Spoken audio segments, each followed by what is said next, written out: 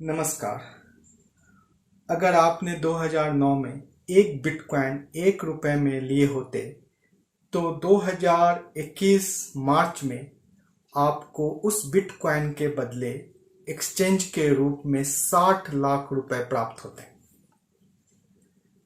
मनुष्य एक सामाजिक प्राणी है और वह समाज के साथ अपने विचारों, वस्तु और सेवाओं का एक्सचेंज करते हैं और उसके बदले में वो समाज से अपने लिए कुछ प्राप्त करते हैं। इसीलिए उसे एक करेंसी या एक मनी की जरूरत पड़ती है। प्रारंभ में जब लोग एक समाज के रूप में विकसित हो रहे थे तो उस समय वे अपनी आवश्यकताओं की पूर्ति वस्तु या जंतु के माध्यम से प्राप्त करते, जिसे हम कॉमोडिटी मनी के रूप में जानते हैं। उदाहरण स्वरूप, यदि आपको कपड़े चाहिए होते तो आप आपके पास धान के बदले में आप कपड़े ले लेते। लेकिन यदि सपोज कीजिए कि जो कपड़े वाले हैं उसको गेहूं की आवश्यकता है, वो धान नहीं लेना चाहता, तब फिर आप अपने धान को गेहूं वाले के पास ले जा करके उसे देते और गेहूं प्राप्त करते और फिर उससे कपड़े वाले के पास ले जाके कपड़े को प्राप्त करते हैं। इसीलिए प्रारंभ में समाज एक क्षेत्रीयता के साथ प्रारंभ हुआ। धीरे धीरे जब समाज में विकास हुआ तो ऐसे स्थिति में बहुत सारे धातु मुद्रा प्रारंभ होने लगे जो उसके मूल्य, जो उसके फेस वैल्यू के बराबर होते। इसके अंतर्गत कांस्य, तांबा, सोना और चांदी जैसे बहुमूल्य मुद्रा भी प्रारंभ होने लगे। इन सारे बहुमूल्य धातु को लेकर के आप एक जगह से दूसरे जगह पर व्यापार तो कर सकते थे, लेकिन इसमें बहुत सारे जटिलताएं थी या बहुत सारे रिस्क थे। इसमें पहला रिस्क ये था कि कहीं पर भी वो आपके बहुमूल्य धातु लूट सकते हैं या कई बार इतने भारी मात्रा में ले जाना धातुओं को संभव नहीं होता। तब ऐसे स्थिति में एक प्रतीकात्मक मुद्रा के रूप में पेपर करेंसी का प्रारंभ हुआ। इस पेपर करेंसी में आप अपने धातु के मुद्रा को या बहुमूल्य धातु को किसी बैंक, श्रेष्ठी, महाजन के पास ले जाकर जमा करते, उससे पट्टा या उससे कोई पेपर में लिखित मुद्रा, कोई पेपर में लिखित चीजों को प्राप्त करते और उसे ले जाकर के आप व्यापार करते। चीन 9th सेंचुरी एडी में पेपर करेंसी को बहुत सफलता से आगे बढ़ा चुका था। भारत में भी महाजन, श्रेष्ठी इस तरह के कार्यों को संपन्न कर रहे थे। पेपर करेंसी से आगे बढ़ते हुए हमने जब 20वीं शताब्दी का प्रारंभ होता है तब ऐसे स्थिति में लगभग हर देश के सेंट्रल बैंक बहुमूल्य धातु गोल्ड को रख करके अपने यहां पर पेपर करेंसी को जारी करती। इससे आगे बढ़ते हुए हम क्रेडिट मनी की तरफ जाते हैं। क्रेडिट मनी यानी आपकी साख के आधार पर वो मनी या वो एक्सचेंज के लिए जो संसाधन है उसे उपलब्ध कराए जाते हैं। क्रेडिट मनी के अंतर्गत बैंक आपको चेक, बॉन्ड या ट्रेजरी बिल, इस तरह की जो चीजें होती हैं वो प्रदान करते और उसके माध्यम से आप व्यापार कर सकते थे। आज के समय में जो रुपए है वो भी एक तरह से क्रेडिट मनी है, क्योंकि उसमें गवर्नमेंट ये आश्वासन देती है कि मैं धारक को इतने रुपए देने का आश्वासन देता हूं, तो सरकार की क्रेडिट के आधार पर वो रुपए चलते हैं। इससे आगे बढ़े तो हमें प्लास्टिक मनी के रूप में क्रेडिट कार्ड और डेबिट कार्ड का इमर्ज 1990 के बाद व्यापक रूप से दिखता है। ये सारी जो एक्सचेंज की प्रक्रिया है, जिसमें चाहे वो प्लास्टिक करेंसी हो, चाहे वो क्रेडिट मनी हो, चाहे वो पेपर मनी हो, इन सब में एक सेंट्रल बैंक या एक बैंक की भूमिका होती है जिसे हम थर्ड पार्टी के रूप में देखते हैं। यदि ए को बी को कुछ पैसे देना है तो ऐसे स्थिति में बैंक जो थर्ड पार्टी है पहले वो अपने पैसे वहां पे डिपॉजिट करते हैं, फिर इसके माध्यम से वो चेक या किसी अन्य स्रोत के द्वारा बी को देते हैं। ऐसे स्थिति में जब मिडिल संस्थाएं होती हैं वो संस्थाएं इसके बदले में कुछ न कुछ चार्ज करती है और इसमें कई प्रकार के बंधन होते हैं। जैसे ये सरकार के द्वारा नियोजित होती है। दूसरी बात यह है कि इसमें कुछ लिमिट होता है, कुछ लिमिट को लगा दिया जाता है। जैसे उदाहरण स्वरूप आप जानते हैं कि एटीएम में एक दिन में आप 20,000 रुपीज से ज्यादा नहीं निकाल सकते। इसके साथ साथ इसमें समय की बाध्यता होती है। आप देखेंगे कि बैंक की जो कार्य अवधि होती है वो 24/7 नहीं होती बल्कि 10 से 5 तक होती है, तो समय का भी एक बंधन होता है। वर्तमान समय में कई बैंक दिवालिया हो रहे हैं। बहुत सारे जो आपकी जो जमा पूंजी है वो एनपीए के रूप में कन्वर्ट हो रही है। तो ऐसे स्थिति में ये सारी चीजें देखने को सामने आती है। दूसरी बात ये भी है कि अगर बैंक बहुत बड़ी मात्रा में पेपर करेंसी छापती है तो इससे इन्फ्लेशन होता है और जो डेवलपमेंट की जो बातें होती हैं वो रुक जाती है। इन सब के अलावा एक व्यापक चीजें जो अब उभर करके सामने आ रही है, ये अगर हम आपसे कहें कि ये 21वीं शताब्दी में उभर करके सामने आ रही है, उसे हम डिजिटल करेंसी कह सकते हैं, वर्चुअल करेंसी कह सकते हैं और उसी का नाम क्रिप्टो करेंसी है। क्रिप्टो का सामान्य अर्थ अगर हम कहें तो इसका अर्थ होता है सीक्रेट। करेंसी का मतलब होता है जिससे आप सेवा या वस्तुओं को प्राप्त करते हैं। क्रिप्टो करेंसी में सबसे बड़ा करेंसी जो है वो बिटकॉइन है। जिस प्रकार हम पेपर करेंसी में बात करते हैं तो डॉलर जो है वो सबसे बड़ा है, तो इसी तरह से क्रिप्टो करेंसी में सबसे बड़ा जो डिजिटल करेंसी के रूप में उभर करके सामने आया वो है बिटकॉइन। बिटकॉइन एक डिजिटल करेंसी है और इसका कोई भौतिक फिजिकल स्वरूप नहीं होता। इसके संदर्भ में अक्टूबर 2008 में जापान के एक व्यक्ति जिनका नाम था सातोशी नाकामोटो, उन्होंने एक व्हाइट पेपर जारी किया और उसने कहा कि किस प्रकार हम सेंट्रल बैंक के बिना भी करेंसी एक दूसरे के साथ दो व्यक्तियों के बीच में हम आदान प्रदान कर सकते हैं। इस संदर्भ में उन्होंने बिटकॉइन जैसे कॉन्सेप्ट को लॉन्च किया। बिटकॉइन एक हाईली कंप्यूटराइज प्रोग्राम है जिसके अंतर्गत बहुत सारी गतिविधियों को संपन्न की जाती है। बिटकॉइन के अंतर्गत सबसे पहली बात यह होती है कि इसमें एक हाई स्पीड नेटवर्क और हाई स्पीड कंप्यूटर का एक पूरा नेटवर्क तंत्र होता है जिसे हम नोड कहते हैं। जब बिट करेंसी कोई व्यक्ति परचेज करता है या खरीदता है तो ऐसे स्थिति में उसके बारे में पूरा विवरण एक लेजर में तैयार होती है। अगर उस व्यक्ति ने उस बिटकॉइन से किसी भी प्रकार की खरीदारी की या किसी को दिया तो ऐसे स्थिति में भी उसके लेजर में ये सारी बातों को पहले ट्रेस किया जाता है। पूरे आंकड़े देखे जाते हैं, पूरे आंकड़े को मेंशन किए जाते हैं और ये आंकड़ा बहुत बड़ी संख्या में होता है जिसे हम ब्लॉक कहते हैं।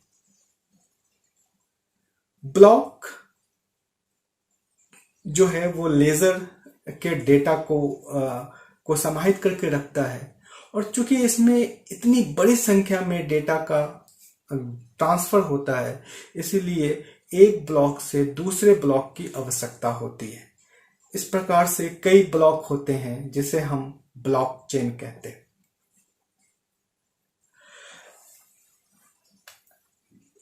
बिटकॉइन एक तरह से पूरी पारदर्शिता के साथ होती है, यानी कि इसमें जुड़े हुए जितने भी कंप्यूटर हैं जिसकी संख्या लाखों में है, उसमें एक साथ रिफ्लेक्ट करता है कि मैंने अगर किसी को बिटकॉइन दिया है तो उसका रिकॉर्ड कहाँ पर है, वो मैंने किससे लिया, किसको दिया, ये सारा सिस्टम में रन करता है। लाखों कंप्यूटर के जो हाई स्पीड नेटवर्क के साथ जुड़े होते हैं उसमें रन करता है, और फाइनली 10 मिनट के बाद, आफ्टर 10 मिनट्स, ये दूसरे व्यक्ति को डिपॉजिट हो जाता है या उसके खाते में चला जाता है, और उसके खाते के लेजर को भी इसी प्रकार से रन किया जाता है। इसमें क्रिप्टोग्राफी का प्रयोग होता है और इसके अंतर्गत आपकी आइडेंटिटी के बारे में दूसरे को पता नहीं चलता। ठीक इसी तरह से आप इसको समझिए, जैसे आपने कभी गूगल पे किया होगा तो किसी का बार कोड आता है, तो बार कोड से ना तो उसके नाम के बारे में पता चलता है, ना वो कहाँ है उसके बारे में, और ना ही उसके अकाउंट में कितने पैसे हैं उसके बारे में पता चलता है। तो यह एक तरह से पूरी तरह से सुरक्षित और सीक्रेट है।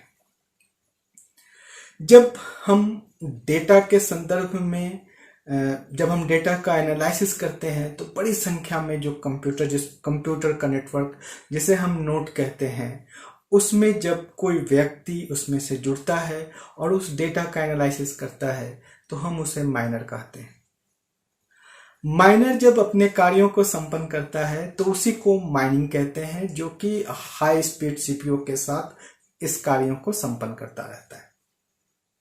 तो बिटकॉइन एक ऐसा डिजिटल करेंसी है जिसमें कि लाखों कंप्यूटर एक डेटा को रेक्टिफाई करता है, और जब वो फाइनली रेक्टिफाई हो जाता है तब ऐसे स्थिति में वो दूसरों के साथ दूसरों में ट्रांसफर होता है और वो दूसरा इसका उपयोग कर सकते हैं।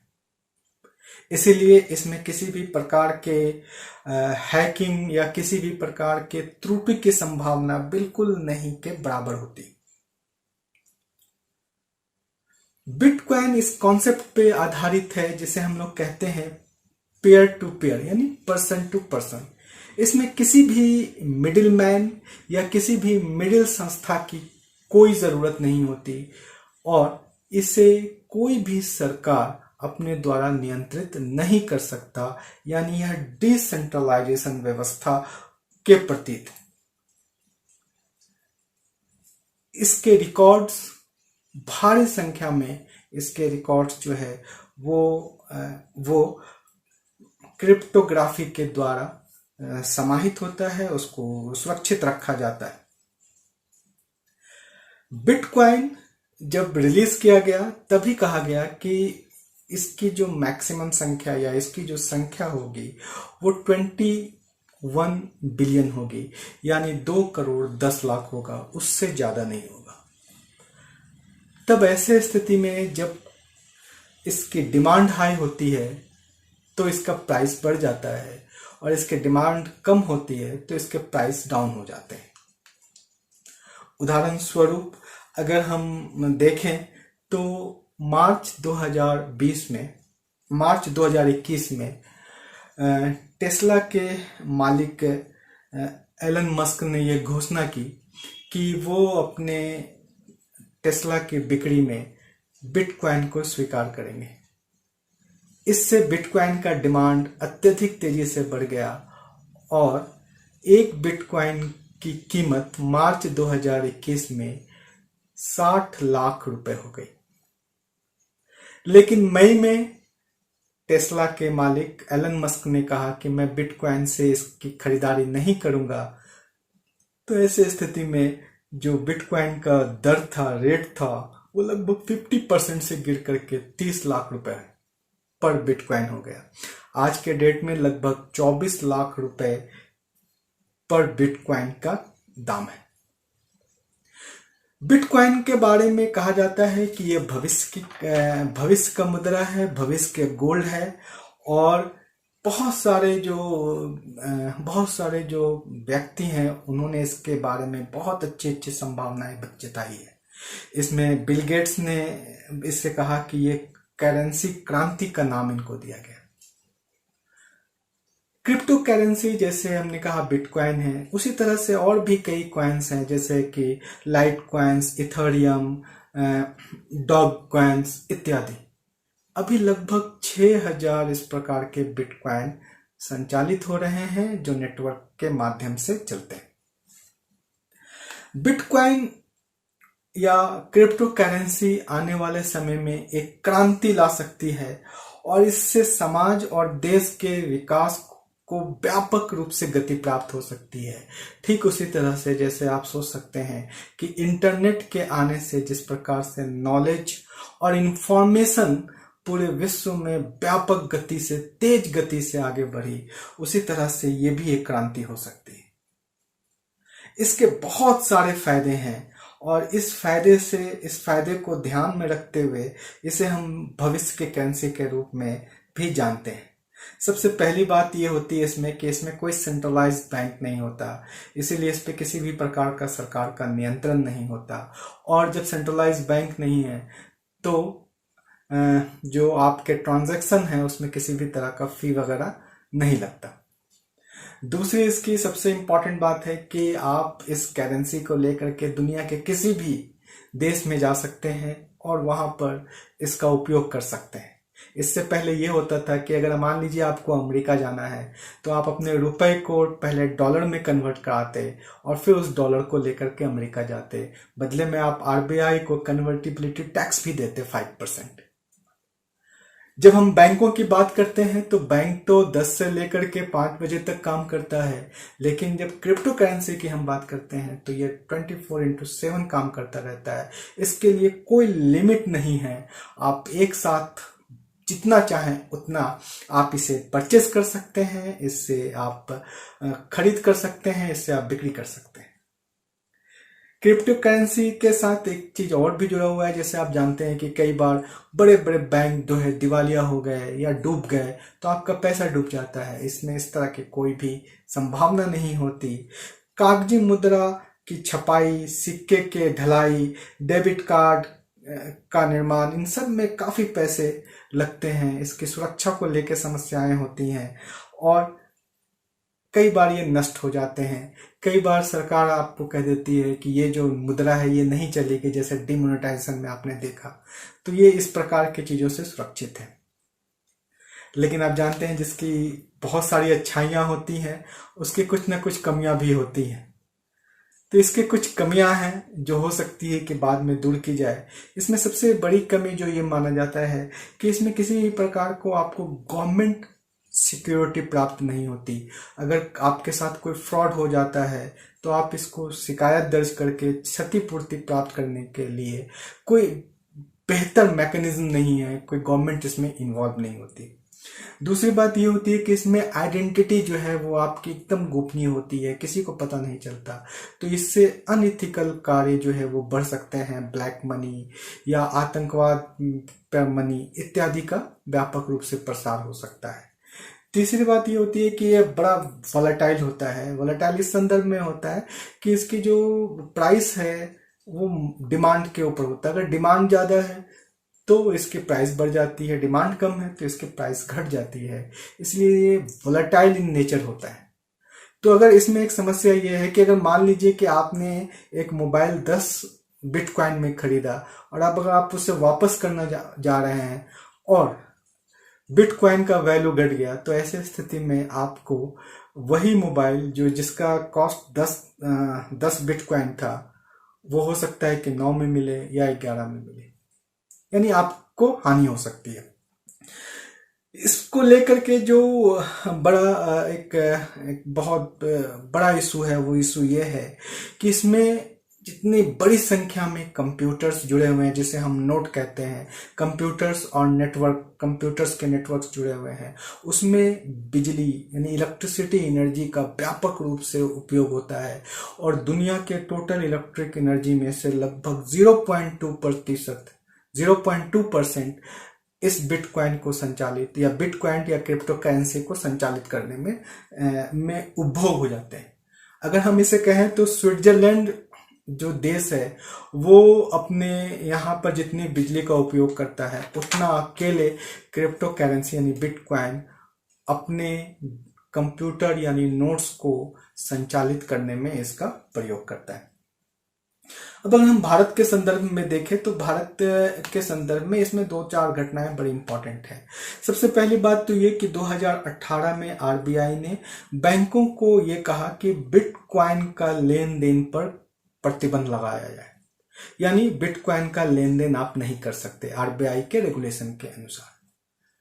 जब बिटकॉइन एक्सचेंज कमेटी ने इसको लेकर के सुप्रीम कोर्ट में अपने अपील किया तो सुप्रीम कोर्ट ने मार्च 2020 में इस बैन को हटा दिया और कहा कि बैंक जो है बिटकॉइन का जो लेन देन है उस प्रक्रिया को संपन्न कर सकती है, परंतु यह लीगल टेंडर नहीं है।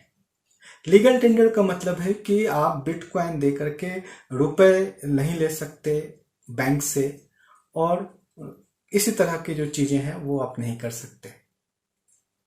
पर शेयर मार्केट में इन्वेस्ट कर सकते हैं, इसी तरह से और भी जितने भी और चीजें हैं उसमें आप इन्वेस्ट कर सकते हैं, जहाँ फिजिकल की जगह पे, फिजिकल मनी के जगह पे आप ट्रांजैक्शन करते हैं। जैसे फॉर एग्जांपल एयर टिकट खरीदना, फ्लिपकार्ट से शॉपिंग करना, इस तरह की जो चीजें हैं वो किया सकता है। इस संदर्भ में एक बड़ा डेवलपमेंट ये हुआ कि 22 जुलाई 2021 को आरबीआई ने कहा कि हम एक CBDC, central bank of digital currency का गठन करेंगे, जो डिजिटल करेंसी का निर्माण करेगी, जिससे भारत के अंदर इस तरह के करेंसी को बढ़ावा दिया जा सके। तो बिटकॉइन एक बड़ा हॉट टॉपिक है और हर कोई इसको जानने का प्रयास करता है।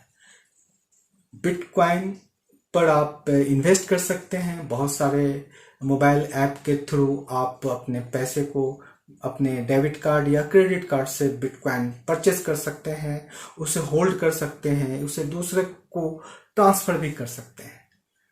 जैसा मैंने पहले कहा कि अगर आपने 2009 में एक बिटकॉइन ₹1 में खरीदे होते और मार्च में इसकी कीमत आपको मिलती 60 लाख रुपए, तो इतना यूज आपको गेन हर समय संभव हो, हर समय मिले, ये संभव नहीं है। फिर भी ये आने वाले युग की एक नई क्रांति है। धन्यवाद। जय हिंद। नमस्कार। झारखंड विधानसभा टीवी पर इको टॉक में सुने सप्ताह भर के देश और दुनिया के आर्थिक समाचार। आरबीआई ने कहा है कि वह central bank digital currency CBDC की संभावनाओं को लेकर काम कर रहा है। केंद्र सरकार बजट सत्र के दौरान the crypto currency and regulation of official digital currency bill 2021 लेकर आने वाली थी, परंतु इसके विभिन्न पहलुओं पर विचार करने हेतु तत्काल इसे संसद में प्रस्तुत नहीं किया गया है। माइक्रोसॉफ्ट ने मालवेयर और स्पाईवेयर मॉनिटरिंग और मोबाइल ऐप सुरक्षा सहित साइबर सुरक्षा सेवाओं के लिए सैन फ्रांसिस्को बेस्ड प्रदाता रिस्क आईक्यू का अधिग्रहण करने के लिए एक सौदा किया है। रेजर पे ने आर्टिफिशियल इंटेलिजेंस AI आधारित जोखिम विश्लेषण प्लेटफॉर्म टेरा फिनलैब का अधिग्रहण किया है। एशियन डेवलपमेंट बैंक ने चालू वित्त वर्ष के लिए भारत के आर्थिक विकास के अनुमान को 11% से घटाकर 10% कर दिया है। इंटरनेशनल मॉनेटरी फंड IMF ने कहा है कि 2021 के लिए वैश्विक विकास दर लगभग 6% रहेगी। मुद्रा विनिमय का माध्यम है। प्राचीन समय में मुद्रा की जगह लोग वस्तुओं की अदला बदली करते थे। इसे बार्टर सिस्टम ऑफ एक्सचेंज कहा जाता था। प्रागैतिहासिक काल में विनिमय का माध्यम मछली था। सिंधु घाटी सभ्यता में वस्तु विनिमय प्रणाली थी और वैदिक सभ्यता, जो एक ग्रामीण सभ्यता थी, गायों का विनिमय के माध्यम के रूप में प्रयोग हुआ। भारत में धातु मुद्रा, जिसे आहत मुद्रा या पंचमार्क भी कहा जाता था, 600 BC से प्रारंभ हुआ, जो चांदी और तांबे का था। सिक्का शब्द का सबसे पहला उल्लेख पाणिनि के अष्टाध्यायी में हुआ। सातवाहन शासकों ने चांदी, तांबे, शीशे और पोटीन की मुद्राएं जारी की। भारत में हिंद यवन शासक मिनांडर ने सबसे पहले स्वर्ण मुद्रा का प्रचलन प्रारंभ किया। कनिष्क और गुप्त काल में भी स्वर्ण रूपी मुद्रा ने विनिमय का रूप लिया।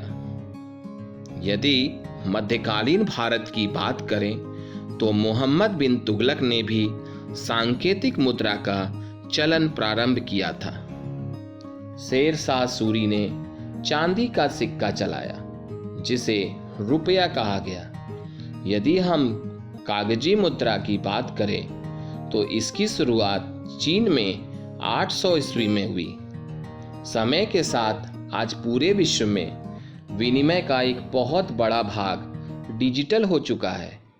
क्रिप्टो करेंसी के विनिमय के इस नए माध्यम के रूप में आने से समस्त विश्व के मनी मार्केट में आमूलचूल परिवर्तन आने की संभावना है। क्रिप्टो करेंसी भविष्य में पेपर करेंसी की जगह ले पाएगा अथवा नहीं, यह तो समय ही बताएगा, परंतु दुनिया भर की सरकारों ने जिस प्रकार इसमें अपनी रुचि दिखाई है उससे निश्चय ही बड़े परिवर्तन की संभावनाएं दिखाई देती हैं।